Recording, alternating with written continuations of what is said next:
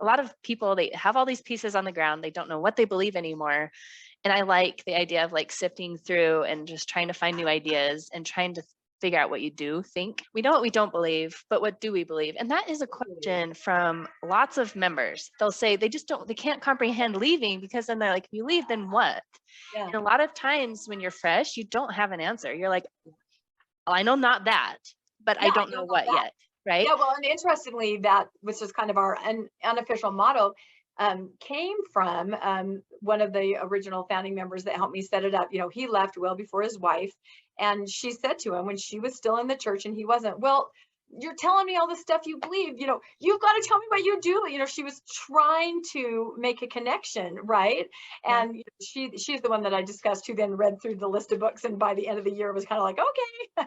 But she brought that to our attention, and she said, yeah, you've got to figure out, you can't just be all about what you're not about. Yes. Now you have to be something, and that might take a lot of personal work, honestly, because you're Yep. still reeling from the past too. So Yep. yeah, that was her motto. And she said when she first said it, it was literally, you've got to tell me. You know, it was almost like this desperate, you know, exchange of, you got to let me know so that I know who you are and what you are. And of course, he kind of answered back, I don't know. You know, I don't know what I am right now. And so that, I think, is where, you know, the self-study, just reading and trying to learn everything, you can kind of figure out. And you don't have to become anything, but you're going to learn a lot, and you're going to know more about what you really want and what you really feel.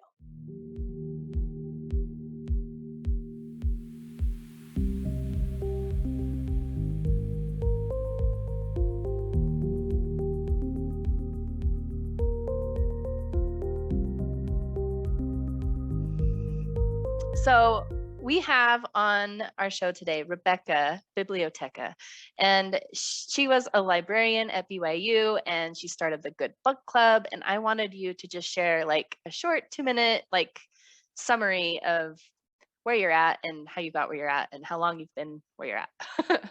So right now I would call myself a post-Mormon. I think I was never actually a believing Mormon. I was just kind of a cultural Mormon the whole way. So I never have a shelf-breaking moment. I just kind of eased out, and COVID helped me, to my relief, just say, I'm not going to be doing that anymore, and that's fine. So in my journey out, I started discovering more social media sites where people are post-Mormons.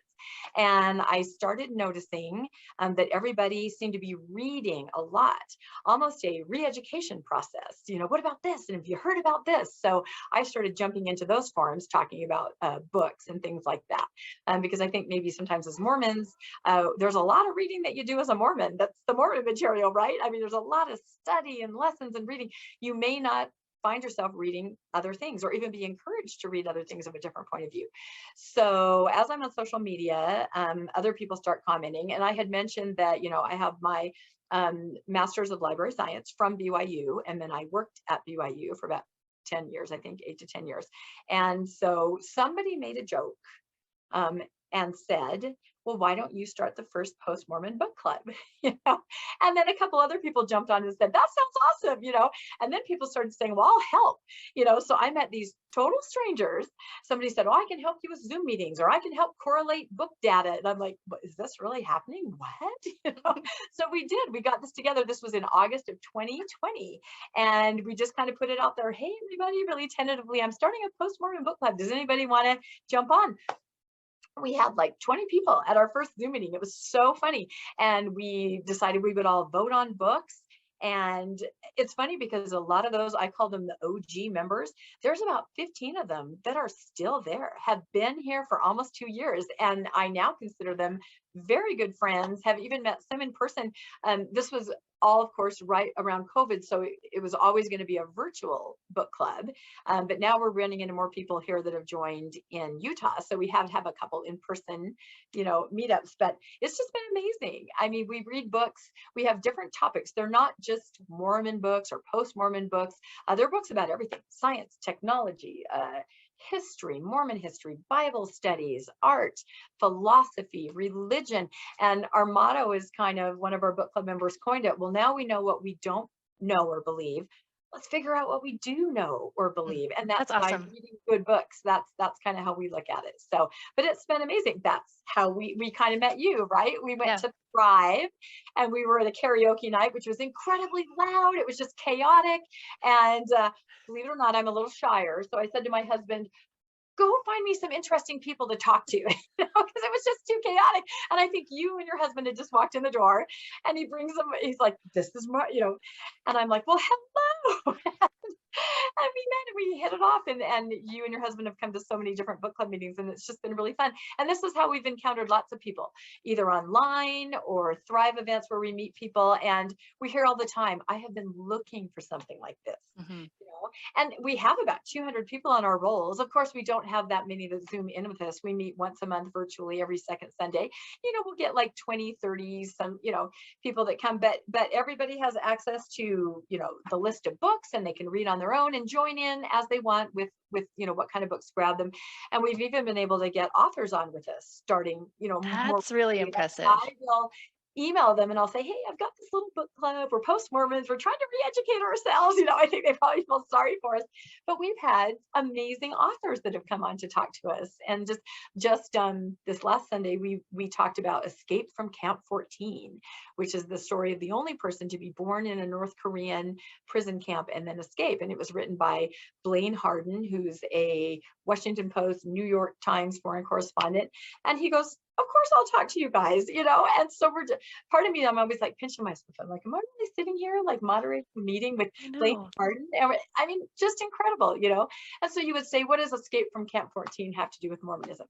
Well, it's about somebody who grew up in a very rigid environment. Our theme is kind of, we discuss books through the lens of Mormonism, if that makes sense, because that's who we are at this point, cultural and moving past it.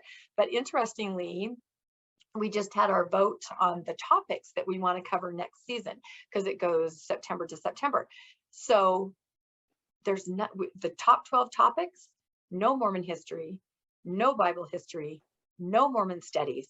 It's all science, philosophy, consciousness, epistemology. And that tells me that the whole group is sort of shifting. You know what I Mm, mean? They're learning and they're growing. They kind of move past that.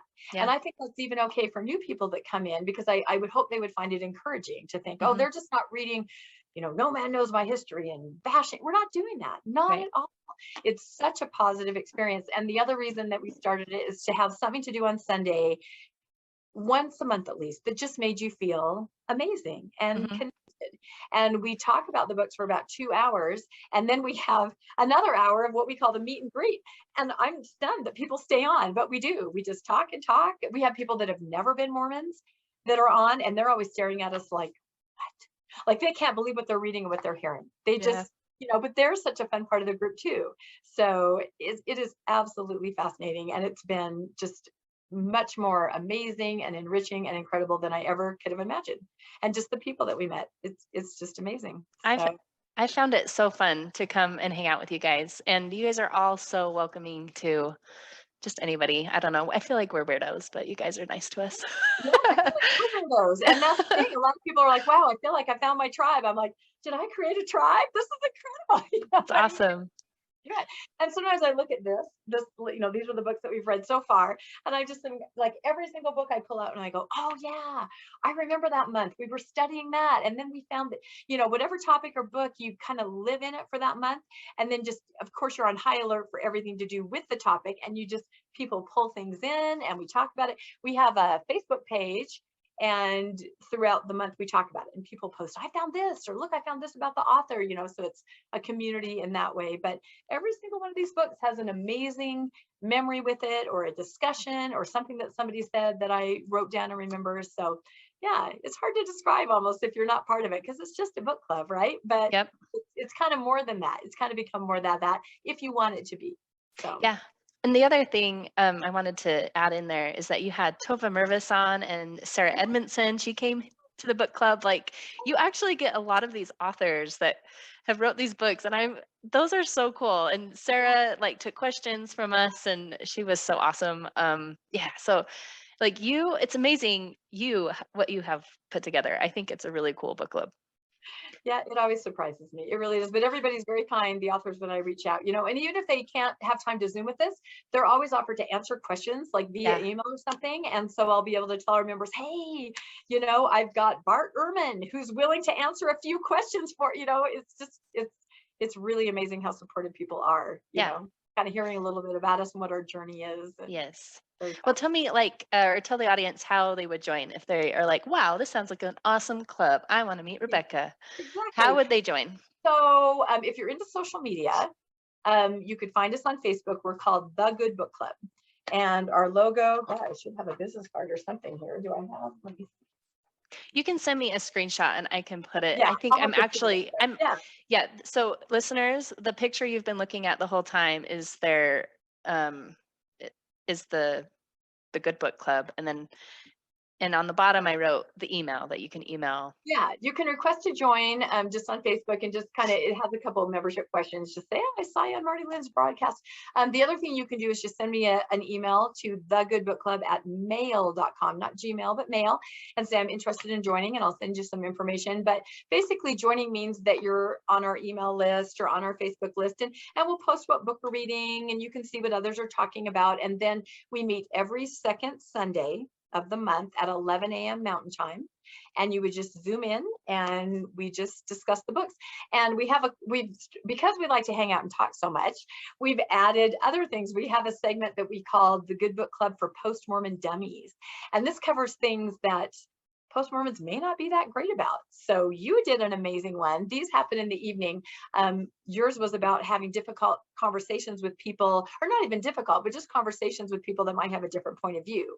What's a nice civil way to do that? And I have to say that I use all the time, I'm curious to know what I learned from you. I use that all the time. It's such a great way to ask somebody what their point of view is without appearing like you're, Yep. trying to get to them or something. So that was amazing. And that's just kind of like, we used to call them like a fireside. It's something in the evening, you just Zoom in. We had one that your husband did called Coffee 101, because I'm sorry, as a post-Mormon, we're idiots, right? I make the joke, like I go into Starbucks and I'm like, can I have a fettuccine Alfredo? Wait, that's not right. It's, it's so he gave an incredible presentation on just the ins and outs of, don't be afraid to ask, what is this? What, and it was amazing. And that's why I call it for dummies. We honestly don't know necessarily everything. And so on our Facebook page, we have a library of all those different meetings. We record those and you have access to that. And I can also email those out to anybody. So, but we have a lot of, a lot of fun, a lot of people. We had a book club member give one of those book club for dummies on evolutionary psychology. Why are we the way we are? Why do we think what we think? It's not Satan in your brain. It's not even God. It's just you, evolutionary psychology. So all these kinds of things, I think, just help make you more comfortable with who you're becoming, right? And that you're okay and you're amazing. So that's kind of the bottom line of that. I was wondering, real life meetups, because I think that's something that people crave a lot. So how often do you do those? Do you just kind of do them when you are able to, or are they regular? Like, tell me about that, or tell me how they've been in the past, or I don't know. Yeah, no, that's great. And originally we were thinking there probably would be more members in Utah, so that we kept saying, oh, when COVID's over, we'll probably try to meet, And again, the we I'm talking about are these random strangers that I met online. Oh dear, who we started connecting and just, kind of created the book club. But at first everybody was out of state, right? Everybody was out of Utah. So we never even imagined that we'd have an actual meetup. But then we started finding we had more members that were coming in Utah. Our first actual, probably like group meetup last September, we read Blood of the Prophets by Will Bagley, which is the story of the Mountain Meadows Massacre. So I have an ancestor that was involved in that, federal West warrant and all that. So it was a very emotional book to read, but we actually had Will Bagley. He was going to Zoom in with us. And then he passed away. Like, I actually believe I'm one of the last voice messages on his phone. Oh, wow. Because he had left a message for me and I called him back. I go, hey, Mr. Bagley, we are so excited to have you, to come and Zoom with us. And we're going to talk about the Mountain Meadows Massacre. And he was so cute because he had said, okay, send me an actual letter, like a written letter in an envelope with a stamp with some of the questions that you might be asking. And he said, I don't want to go down to the site again. And we're like, oh no, Mr. Bagley, you won't have to go to the site. We just want to talk to you about your amazing book, you know. But then he passed away. It was so Oh sad. But man. what we decided is that we would do a field trip down to the site. Like we went down to St. George area. We had some members from California that flew up to go with us. We had somebody that drove up from New Mexico to go with us. And we actually Zoomed book club from the site of the Mountain Meadows Massacre, you know, talking about this book that we'd read on the day of the anniversary. It was like this incredible vortex, right? I mean, it was boom. So getting to meet people in person was pretty amazing and pretty incredible. And when my husband and I have gone out of state, I think, is it 2 times or 1 time at least, that we've been a place where there's been somebody that's in the book club, and we've made sure that we go connect with them, even if it's way out of the way, just because I think this is so important. And then people will come to town and we're like, oh, well, let's get together, let's meet. So we've had these little kind of person by person meetup, and we'll gather some together. But then we started to realize, oh, there are more of us that are here in state. So let's start having some formal things. So we created something that we call the brew and chew, which means that you can, you know, we're going to drink some brew and we're going to chew the fat or chew a dessert. I don't know. It's a funny name. So we've went so far. Our idea is to kind of have that every last Sunday, maybe of the month, in just a different location, Salt Lake, you know, Utah County, and whoever wants to come join us does. So we've done it once and it's been really fun. We probably had, gosh, I think we had probably about 12, maybe, I don't know, 12, 15 people there. And it was really fun just to meet in person and to talk. And we don't even necessarily have to talk about books. At this point, we're friends, you know what I mean? So it's more like, how's your life? How are your kids? What's happening? So I'm hoping that we can have more of those, you know, in the future. Of course, my husband's like, you can't plan a book club event every weekend. And again, not everybody has to attend every time. One of our fun memories is coming up to see you guys, right? We're like, well, those guys, and we have another member that's in Logan. Well, let's plan a little weekend trip, you know. There's another couple in the book club that we're pretty good friends with. Let's plan a trip and we'll swing up there and go to brunch. I mean, how fun was that? That was right? so fun. We sat there for like hours just talking. It's so fun because I feel like, I don't know, there are post-Mormons and they kind of get together, they do what they do. And then there are post-Mormons who are readers. You know what I mean? So many amazing people, you know, and all different kinds of people.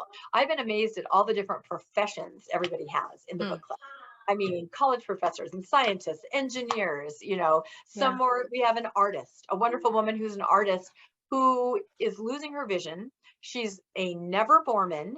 She connected through one of our other members, and she comes every time and she goes, you guys are like my best friends. I'm fascinated by you. And she's the one that always seems horrified by some of the things that we're just routinely saying. She's like, no, wait, hold on. What in the temple? You know, I mean, it's just funny, her reaction. So no, the people and just the diverse, just kinds of people that they are, that's my favorite part. I just love it. So. Yes, I agree. What's been your favorite book? What's been the one that's been the most, I don't know, memorable or impactful? I don't know. See, and that's so interesting because, you know, like I said, we vote on the books. We have categories. I have my book list here from the last 2 years. And almost without realizing it, we kind of take people on a journey, I don't know, just through thought and retraining your thought process. One of our founding members, one of the ones that initially was saying, hey, I can help with that. His wife was still, I mean, she might have been more nuanced, but she was certainly still attending church, but she wanted to come to the book club and see what we were doing.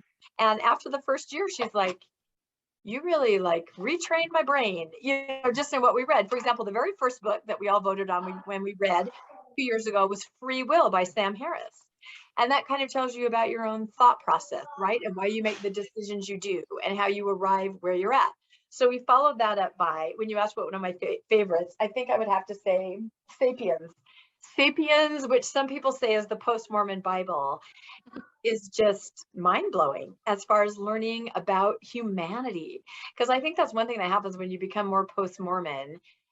You just start to have this incredible respect for humanity and everything that's come before, and this book is just amazing. And you read that and you just understand why we are, how we are, and what we were before.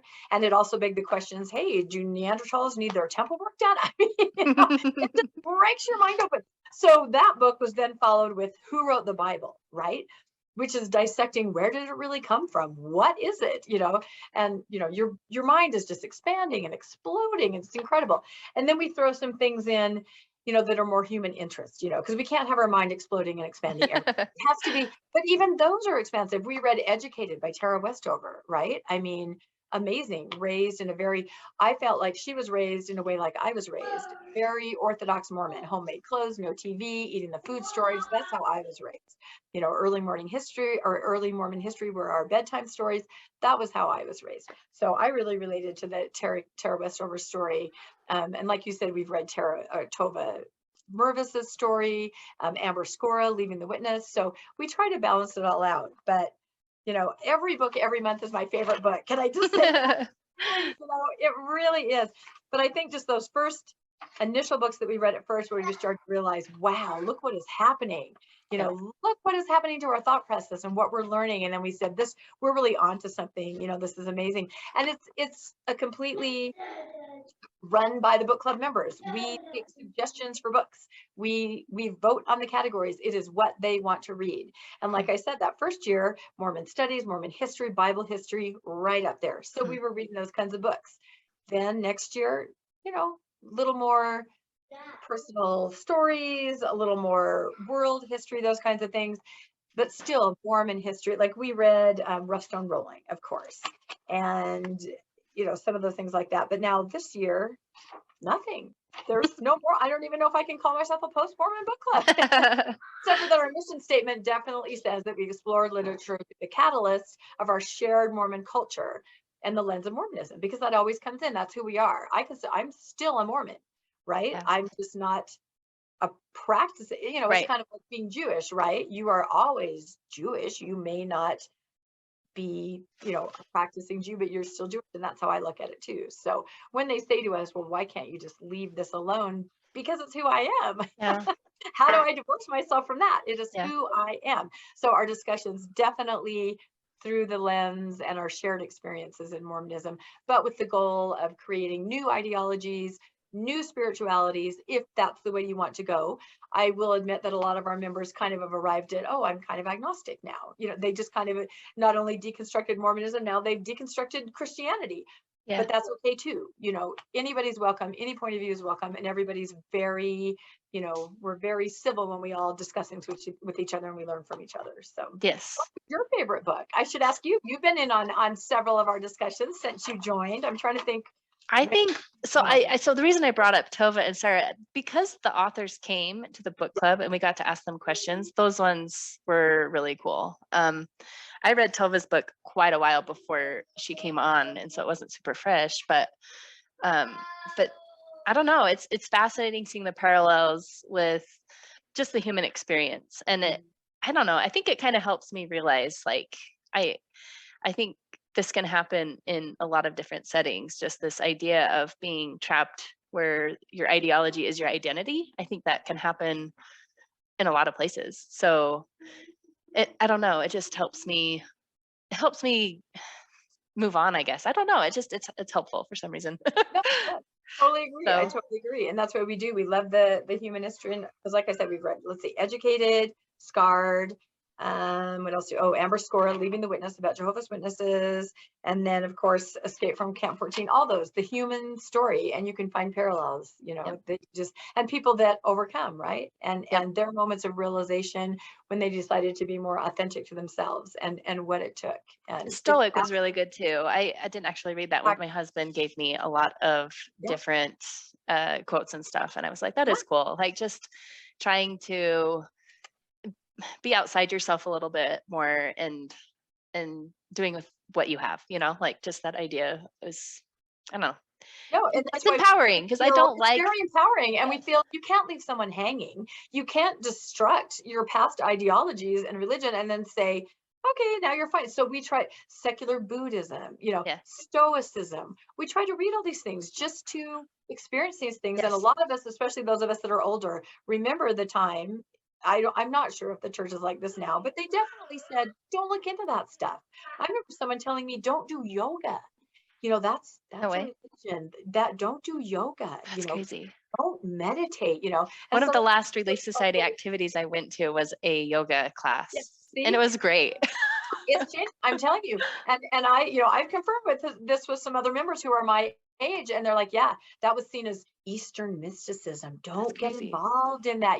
So now we're like, well, wait, this is incredible. The things that we're learning about secular, not that we're going to become a Buddhist or a Stoic or whatever, but look at all these things that are in those books. The Stoicism book, the suggestion was from my oldest son, right? He's really espoused that. He lives it. I mean, he's religious about his Stoicism, but That's cool. he's like, Mom, I think there'd be some good things in here for your book club for people that are trying to recover from Mormonism, or at least, change their ideology. So Step on, or not step on, move on. move on.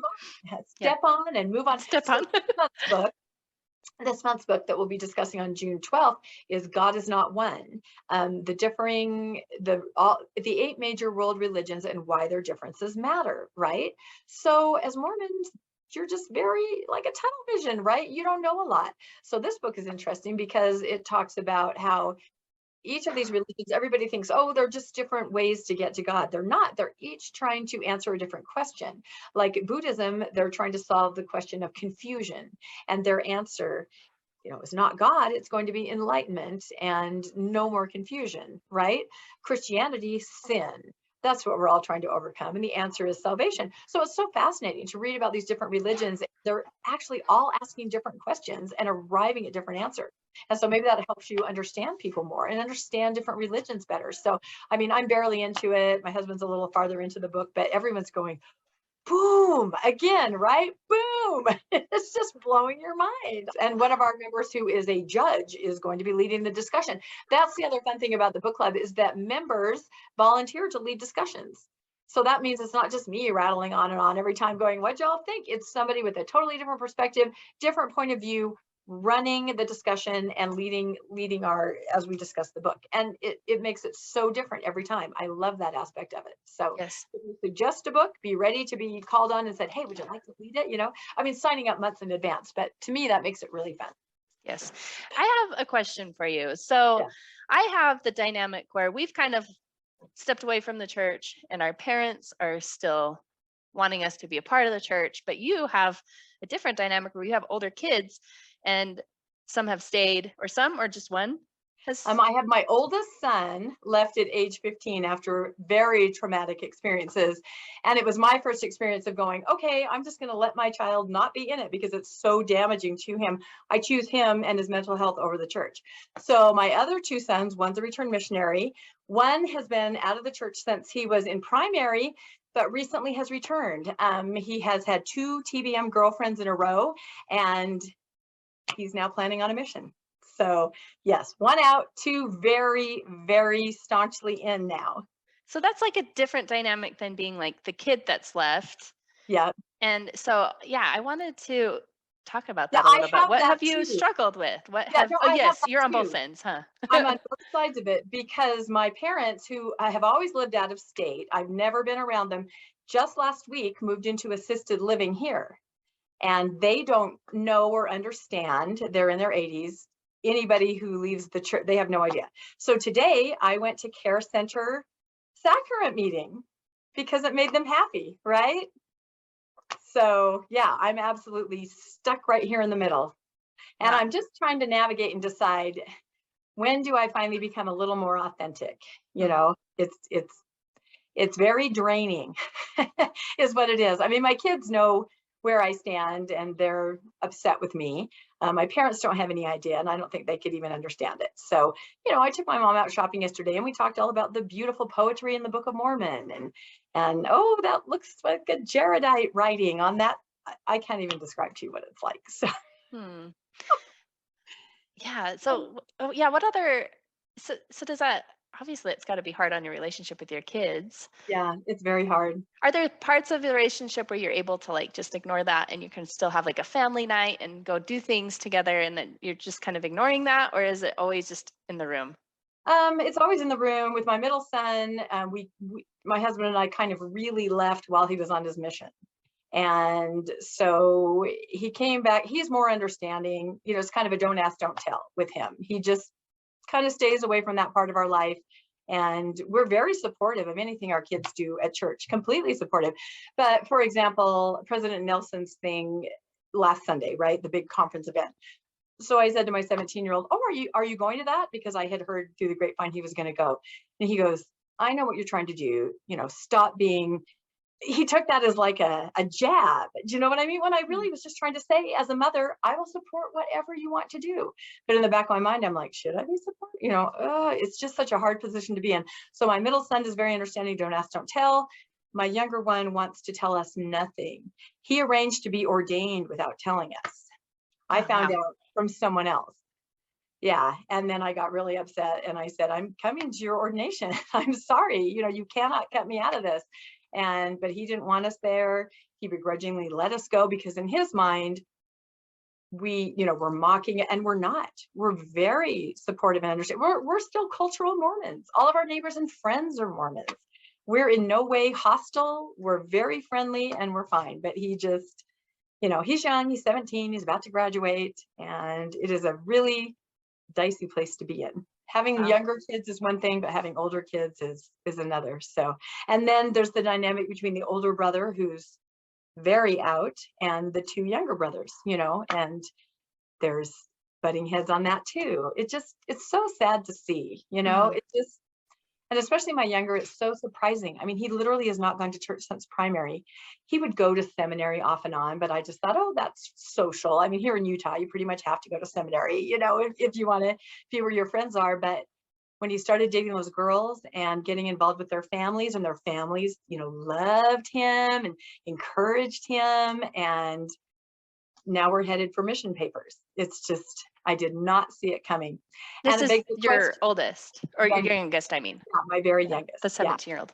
Uh-huh. Yeah. Wow. And so it also then begs the question, why aren't we sitting down with them and telling them our points of view? And we're not. I know other parents that they will sit down and say, look, this is why we left. This is the information.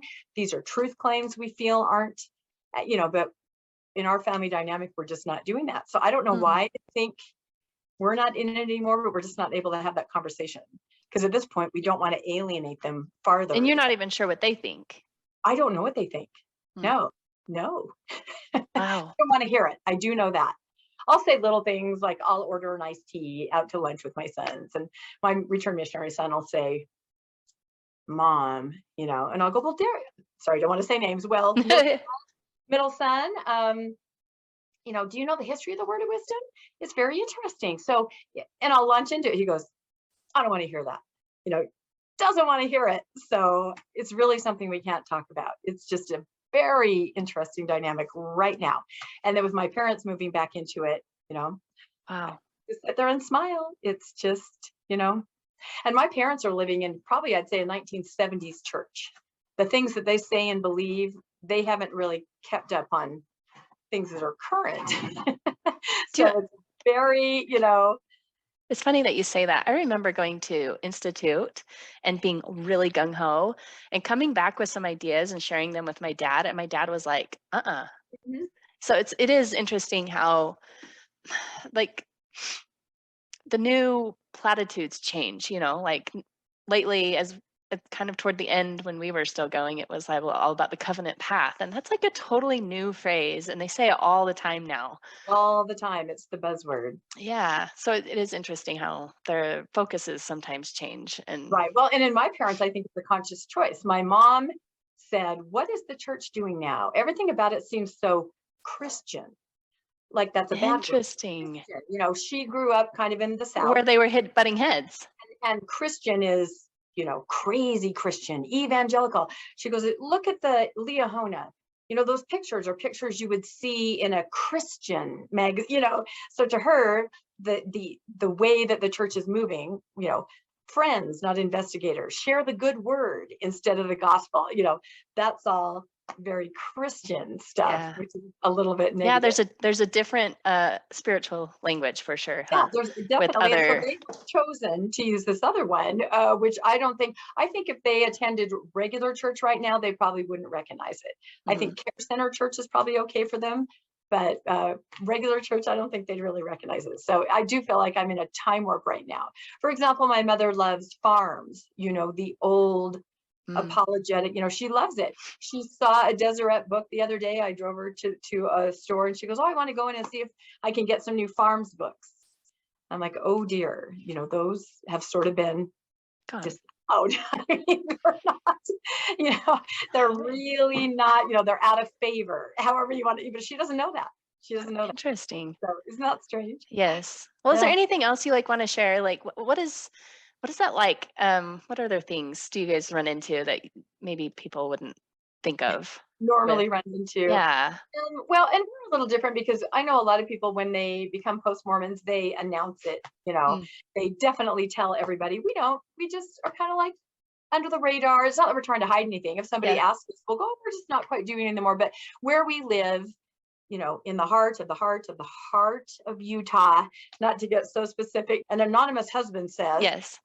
that in a bubble, within a bubble, within a bubble, like we're in a very condensed little area. You can probably guess where we are. Yes. And so, we just keep on doing what we've always been doing. We just don't happen to be at church, and so that's it. So we don't make any declarations, we don't say anything, but now we are kind of pulled back into it because with our child, we've had Bishop Rick Member people contact us because he's a minor, he's not 18 yet, and yet they're working with him to go on a mission. So they have to let us know what's going on, so there's that little dynamic that's a little stressful to me, getting a text from the bishop, "I'd like to meet with you." I mean, that gets my heart pounding. Hmm.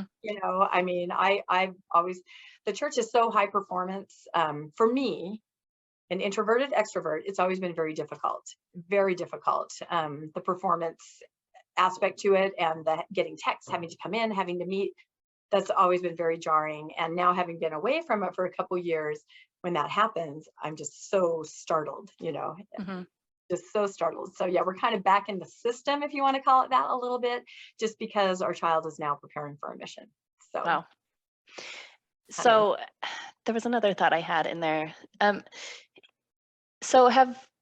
So your ward members, nobody knows either then. Like you never Absolutely. went and talked to your bishop on your exit out or Oh, anything. no.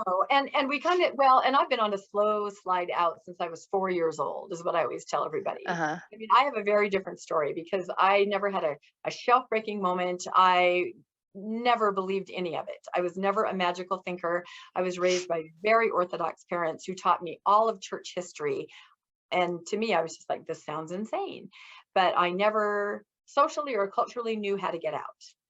You just didn't. You grew Hmm. up, friends were LDS, you were in the system, you went to BYU, you worked at BYU, you got married, you continued. I just never, it wasn't into, although I will say that I started like kind of doing less and less. Like I said, okay, I'll do primary. And then I wouldn't go to sacrament meeting and I'd kind of pretend I'd been at sacrament meeting, I'd show up right after and go, "Hey, everybody, that was a great talk," I Hmm. hadn't been there. So I slowly was easing myself out. And then once COVID happened, it was very easy just to step away, I think, like a lot of people. Oh. So no, there was never any formal anything. In fact, about 6 months ago, somebody texted me and said, you're still listed as the primary pianist. Would you like to start up again? And I'm like, how have I not made this clear? I mean, you haven't seen Wow. me in years. That's what happened to us too, which is why that's one of the reasons we resigned. But we still actually participate in some of the Resigned. ward One of the reasons. activities. Yeah, Like if we get invited and we like our neighbors still, it's a place to go hang out with our neighbors, so we'll still go. of course. And yeah, so I felt like resigning was like a clear message. Like we Yeah, are not interested. We are yeah, not here anymore. yep. But Oh, we love you. You guys are yeah. great. And that's what we told the bishop when we went and put our resignation stuff. Wow. So, Yeah, I would do huh. that, except for that my parents check family search every day. They would know within minutes that my I still records. have my family search account. Yeah, but your Did it? records would disappear and my parents would know instantly that I wasn't on there Oh, anymore. maybe. I So didn't yeah, I didn't know Isn't that. that interesting? No, Mm. but it is funny because talk about being there and you can still do things with people. We had somebody in the board come up and go, "Oh, we miss you guys." And we're like, "We're right here. We live next door to you. We can do anything together. We can do whatever you want, but I actually got that last night. I went funny. out to dinner with a bunch of ladies in the neighborhood, and I hadn't seen the one lives kind of on the other side, so I don't see her as much as the ones right next door. And she was like, "Oh, I missed you." And I was like, "Well, we should do this more often then because I'm not interested in going to church." No, I know. In fact, interestingly, this morning we were woken up by pounding on our front door. A neighbor in our cul-de-sac had had a flood, a water thing. And so they were pounding on doors, "Come help, bring your shop vacs." We got together with all the neighbors. I swear we haven't seen any of them for like 2 years, but Yeah, everybody was there. Church is later today and everybody was out there cleaning and helping. And I'm like, this is wonderful. I don't like to be excluded from that. I right. don't feel like I excluded myself, but I think you just do. It just naturally kind of happens. And COVID, of course, everybody lost a little bit of touch. But and Sure. and I will say that, when you're raising young kids, and you probably know this because your kids are still younger, that the community of the ward, the help, the people all working together in the same things. I admit that I enjoyed that and definitely was a huge part of that. And I think then when your kids phase out of that, it does become a little easier to go, what is there for me? How does that balance out against the difficulties that I have there, the stresses that I feel there? Finally you just go, okay, I'm just not going to be doing that anymore. So Yeah. Well, how long have you okay, let's go back to the book club. So, um we'll start with the introduction now. It's unless there's anything else you want to share with like no, I mean, unless there's anything else you want to ask. So, and keep I'm in not mind, even and sure what talking to me questions I too. should ask. I know it's different. Like I know there's probably got to be things there that would be really interesting for listeners to know Yeah. what it's like, but I can't think of like my kids aren't there yet. I don't know the right No, questions and you to don't know, ask. no, and there's a lot more that I could say, and it basically changes day to day, Hmm. it really does. And right now, talking to me now, you've just hit me in this moment where, oh my gosh, my parents are here. I just had to go to church. I'm hit, so I probably sound like a hot mess to everybody. I'm No. really not, but I'm started seeing that my life, a change has happened. I am now going to be, I can't tell my parents I'm not in. I'm going to have to support them in all the things that they're doing. I'm going to have to listen to them talk about everything that they talk about, which is old school, Skousenite, Bircher Society, old Mormon, and I'm going to have to listen to that. So I'm a little panicked about that, how I'm Mm, going to be able to keep my center and calmness, and then the other side of it, I have it heating up with mission and having to be connected again to the church, and maintain these relationships with kids. And I would think almost anybody with older kids who's left the church and they're still in understands exactly what I'm talking about. And it just right. ebbs and flows. But the bottom line is, and I keep saying this to my kids, I love you guys. I support anything you do. Anything you do, I'm going to support you, whatever it is that you're doing. And I love you. And I hope you guys can say the same to me, because it often seems like they feel, even though they're kids, I say kids, young adults, or they feel like they have a moral high ground. Does that make sense? It's Hmm. very strange to see that coming out of your children. Oh, you poor parents, what are you doing? You're so Hmm. excited. It really is that kind of My poor attitude. parents are having this midlife crisis. I don't know what's wrong with them.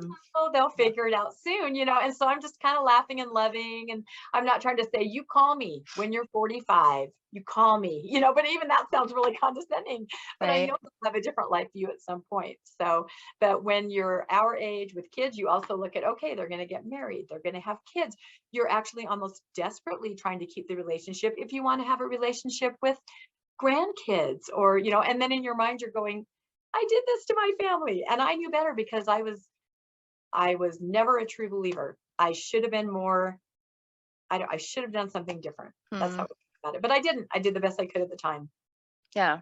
So that's pretty much it. So Yeah. you're very lucky that you and your family have made a transition in you know, an early time, although your kids at school are going to, most of their friends are probably going to be LDS. Hmm. So there's going to be a lot of that. You'll have to decide how you navigate it. It makes Yeah. a big difference. It does. It is interesting. Yeah. I one step at a time, right? One step at a time. And they're still your kids, and the family relationship should be number one, but sometimes they get a different message at church that, sometimes you have to distance yourself from people that are not good for you. That's the Sure. message. Or my message is, I support you in whatever you're doing. Hmm. So And that's hard hopefully to do sometimes when it is. you're actually uncertain that supporting them in something is not good for them, and it is a tough Oh, absolutely. balance. No, I've often wondered about that. Like, can we find a way to tell them what we're really thinking and say, this is what I think, and I could be wrong. So you're going to have to make the decision, and I will yeah, support what you decide. But I do want you to let you know that I am worried about this. Or can you right. word it like that? And is there a way that you can word it where you're honest with them because you love them, and it doesn't sound like a but? Because that's what's hard about this side of it, is when they say, like, I love you, but I Yes. think you're being deceived by Satan, or whatever it is, right? Like, you don't want to hear that but, so you don't want to give that but either. Right. Exactly. And I So think it depends on the child too, the yeah, age of the child, because some won't hear it. Others will have a more honest conversation. Some are very defensive. You know your own kids. And sure, so you know the situation. But sure. yeah, it's definitely something I think many, many people are navigating this kind of thing on both sides. Hmm. Parents, children, it's just Yeah, have to decide what works in your particular family. I don't think there's one answer. right, So it's rough. right. Well, okay. Thing I wanted to discuss is what I like about the book club is it's exploring ideas and trying to figure out what you do think about the world. Like, a lot of people, they have all these pieces on the ground, they don't know what they believe anymore. And I like the idea of like sifting through and just trying to find new ideas and trying to figure out what you do think. And like you said it earlier, just, we know what we don't believe, but what do we believe? And that is a question from lots of members. They'll say they can't comprehend leaving, because then they're like, if you leave, then what? Yeah. And a lot of times when you're fresh, you don't have an answer. You're like, oh, I know not that, but I Yeah, I don't know know about what that. yet. Right. Yeah, well, and interestingly, that which is kind of our unofficial motto, came from one of the original founding members that helped me set it up. He left well before his wife, and she said to him when she was still in the church and he wasn't, well, you're telling me all the stuff you believe, you've got to tell me what you do. She was trying to make a connection, right? Yeah. And she's the one that I discussed, who then read through the list of books, and by the end of the year was kind of like, okay. But she brought that to our attention, and she said, yeah, you've got to figure out, you can't just be all about what you're not about. Yes. Now you have to be something. And that might take a lot of personal work, honestly, because you're Yep. still reeling from the past too. So Yep. yeah, that was her motto. And she said when she first said it, it was literally, you've got to tell me. It was almost like this desperate, exchange of, you got to let me know so that I know who you are and what you are. And of course, he kind of answered back, I don't know. I don't know what I am right now. And so that, I think, is where, the self-study, just reading and trying to learn everything, you can kind of figure out, and you don't have to become anything, but you're going to learn a lot, and you're going to know more about what you really want and what you really feel. Hmm. That's cool. I don't know. Let's maybe ask a question like that. So where do you derive your meaning in life? Like, where do you feel the most meaning when you're That's a good going question. throughout your day? No, that's a great question. And I think when people say, well, what are you now? People say that again, trying to like, and I say, okay, I'm probably a secular humanist. I feel that I just have just mad respect for humanity. I mean, every, in the past, it's almost like anything that happens, well, God caused that to happen.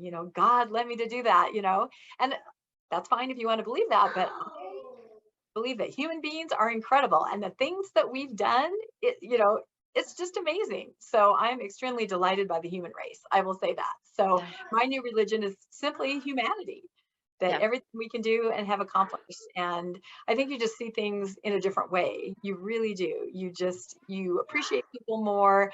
I think you appreciate nature more. One of our books that we're reading, one of our categories everybody wanted to read about, was geology. It's funny. Have you noticed this, that people, when they become post-Mormons, they're like, I've suddenly discovered outside, right? Yes. I've discovered the world. I don't know, but I think they're getting these feelings that they were led to believe they could only have in church, right? These elevated emotions. You can get that emotion Mm, by going on a hike and standing on a ledge and looking out, and you're just like, mm, oh, and that makes you feel, somebody said to me once, well, don't you feel small now that you don't believe in, you know, the Mormon church or the Mormon God? I'm like, I feel bigger than ever because I'm part of this. I'm a human being. I mean, that mhm. sounds really corny. I probably can't explain it, but that's No, where my philosophy is leading me right now. So, and that's it cool. makes me really happy. Yeah. Do you mind sharing some of those aha moments or those moments that you've had? Well, let me see. Well, I'll share one moment when I was still attending church, in the church, the moment where I realized that I think I did not really, I always suspected I didn't believe in a higher power or a God or anything. But this was a moment where my oldest son was in primary children's hospital, and it was a life-threatening situation. And I was out in the lobby, and family members were there, and they were all praying to God, to Mormon God. And I sat there and I go, okay, this is pedal to the metal. This is going to tell me what I really think. What am I doing right now? What do I think? Am I pleading with Mormon God that my child will be okay? Because this would be the moment, this is what you fall back on in these just life or death situations. And I realized I'm not. I'm really thinking positively and hopefully that the doctors will be able to do what they're going to do. And I'm hoping that my little son, is going to be strong, and he's going to be, there was no God anywhere in it. Isn't that interesting? Mm-hmm. Oh, and if that's a moment where you're going to pray to a God, if there's a Yep. God, if you really think there is, but I couldn't do it, It wasn't but I still felt good about what I was doing. I right. felt positive. People say, put it out to the universe. That sounds very, whatever. But that's basically what I did. I did put it out to the universe, whatever was there, humanity, connection, energy, whatever it was, I put it out there, and I had those thoughts. And so to me, that was just as a sincere prayer. I mean, it wasn't a prayer, it was a thought, as what everybody else was doing. And that kind of made me realize, wow, I do not believe in a supreme being. I better look at this a little bit, Yeah. So that's kind of an aha moment, Yes. realizing where my head really was, a forced moment, because of course I'd entertained it before, I'd thought about it, but at that moment, you You really went find out what you think. down to the bottom. Down to the bottom, that's Yep. it. So, and I never forgot that. And I know a lot of people would say, wasn't that terrifying? Aren't you That's the other thing that's so funny. Aren't you terrified Yes. now? I'm like, I'm not terrified. Not at all, It's weird, right? Isn't it weird? It's really Yes. weird. I always felt like a Mormon death was very terrifying. I'd die. There'd be people I didn't know before. I'd have to know codes and signals. I'd have to be judged. I'd have to sit there in front of people. Is my husband already up there? Is he married to a whole bunch of other people? I mean, to me, it was absolutely horrifying. Now, not horrified. Who knows what's going to happen? I don't know. And who knows that? And to me, that's very comforting. So I do kind of laugh at that. That's just my perspective. I know there are different points of view, but I much had more a concerned about death or anything like that, and also much more determined to live life and hold on to memories now. You know what I mean? And create yes. memories now, much more. So, because I think a lot of times people, for example, I had an uncle that passed away very suddenly. It was very devastating to the family, but everyone goes, you know what? Instantly, we know he's doing missionary work right now. He's fine. Like, I was grieving. Was anyone else grieving? I don't know, because they all thought he was doing missionary work. But in my mind, he's not. Hmm. He's, so let me celebrate him, remember him in his life. I don't want to create this new identity for him as this person on the other side doing these things, because I don't know whether that's real or not. So Right. to me, it makes me appreciate people, relationships, everything much more now in the moment. Sure. I And don't know. What do you think? I mean, is that I had a moment kind of like that where you think, oh, I must be scared because I don't know what happens when we die. And when I realized the ramifications as I was really thinking about, okay, when I let myself go there, right? And I was like, well, I don't think I believe in an afterlife. And it's really hard to describe because I don't have a lot of spiritual moments. Like I don't have a lot of those. I never did. Like I would pray. never did either, ever. Yeah. Never knew what anyone was talking about. Went Yeah. to a Neither class, did I. testimony meeting, never Yes. knew anything. Yeah, Yeah. in my head, I was like, the spirit must talk to me through my thoughts. That's the only way that I can think of it because that's the only thing I was experiencing that wasn't, like that's how I assumed it worked. But I had this moment when I realized I don't believe in an afterlife. I got this like overwhelming. It was a feeling of I don't know really how to describe it. There was definitely like a physical sensation, and I had this like realization like if this life is all I've got, I need to get my act together, like Mhm. now. And I Yeah. had this huge amount of love for people and strangers. And it was very strange because Yeah. I was still going to church, And I am kind of an introvert, as far as like who I'm going to sit by at church or something, right? And I always hope someone will come sit by me, because I don't know how to go sit next to somebody else. But I did not. I was like, I wanted to make sure everyone in that room was okay. And I had this huge love for people that were within 5 feet of me, basically. Like going to the grocery store, I remember seeing people and I just wished I could hug them. Like it was just a weird thing. And I was like, this is not what I expected.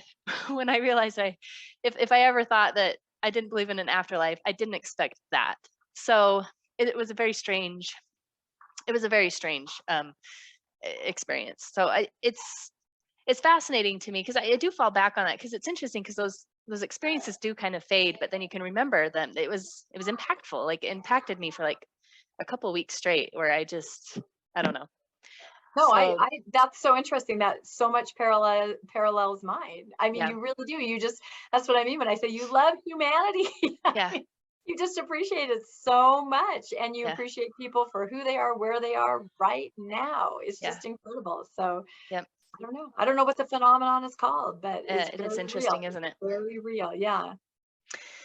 So, well, anyway, I appreciate if I'm glad we could finally do Yeah. an interview.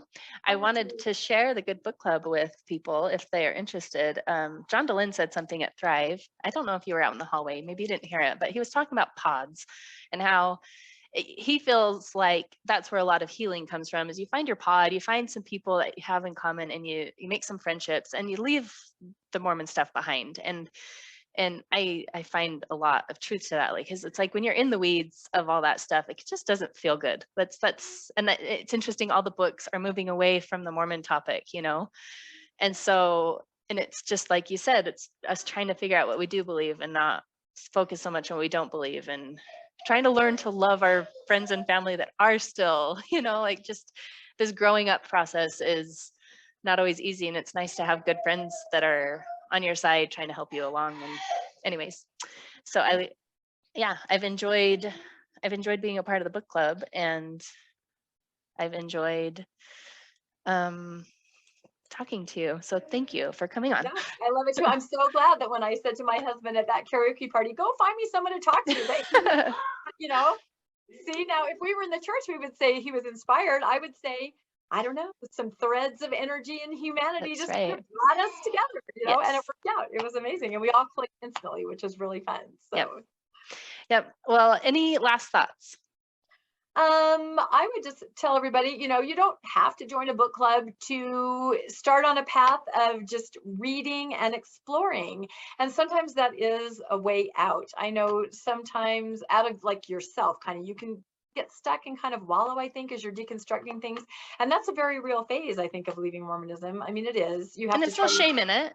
There's no shame in it. There's no shame in it. But I feel at some point it's really good to just start breaking yourself open and trying to move forward as you can, and you'll feel more and more peace, I think, just as you read, and you'll kind of put the universe right in your head, if that makes sense. Everything just kind of starts to come together, and I think you will start finding other people that think along the same lines as you, start discussions with people. That's the other fun thing, is that book club members report back to me that, wow, I was talking about the book and I found out this with this other it helps you make these connections. What we're reading are very interesting things. So if you can't join a book club, just start doing some self-study. I mean, it takes you out of things and really helps impact your journey and where you're going forward. So it makes you happy.